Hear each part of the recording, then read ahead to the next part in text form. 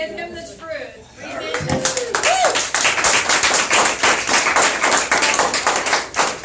Oh, don't I don't want to infect. No touch. Uh-oh.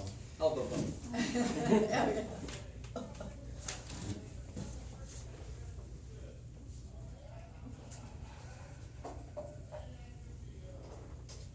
Scotty, when you're not feeling well as an evaluator, it's very easy to get up here and tear some flesh.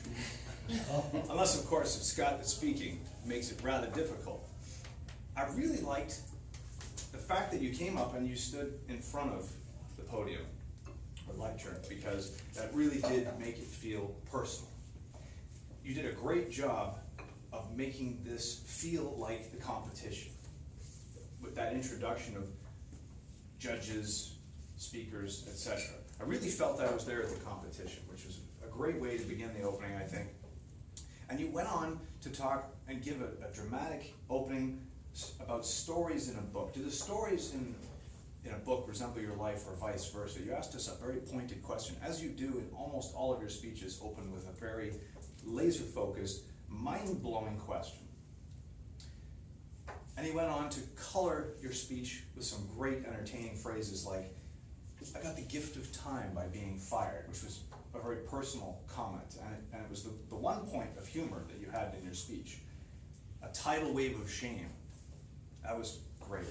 I found my tribe, the curveball that life might throw, dazed and confused, twisted and used. This is a good example for all of us to use impactful visualizations and commentary that make us feel something within the speech. It started off as a personal story and grew into what can you do for your life? How can you change the page in your book? And then it ended, as the manual suggested, sudden and impactful. And I really liked that. But there are some areas where you could stand for some improvement. We know you have a great sense of humor because I always hear you laughing at my speeches. So where the hell were all the jokes? You only made one real joke. You had a couple of very clever little witticisms about the kids and that you coach in baseball. And we enjoyed all of that. But I think, had you perhaps started with a joke, since this is the entertaining speech, that might have been more impactful. You, in all of your speeches, not that I'm supposed to comment on all your speeches, but in all your speeches you make us think. You give us an intellectual discussion in our minds. And that's great.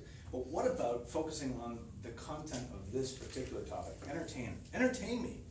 That's what I'm asking for. I'm dying to be entertained. I watch a lot of television, and I demand my entertainment. You had great pace, and in fact, I think this was your most entertaining speech given so far, because I could really sense that you were out there making great eye contact, which is not unusual for you, and dramatizing your message, using vocal variety as best as you can. But I think we need more. I think you can do better.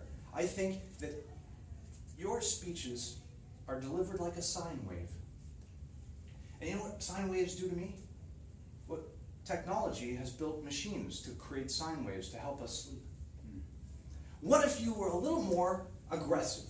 The way Jeremy delivered his speech, it was, this is how it is, this is how it is, this is how it is, this is how it is. And I changed my tone, and I changed my pace, and I changed my movements.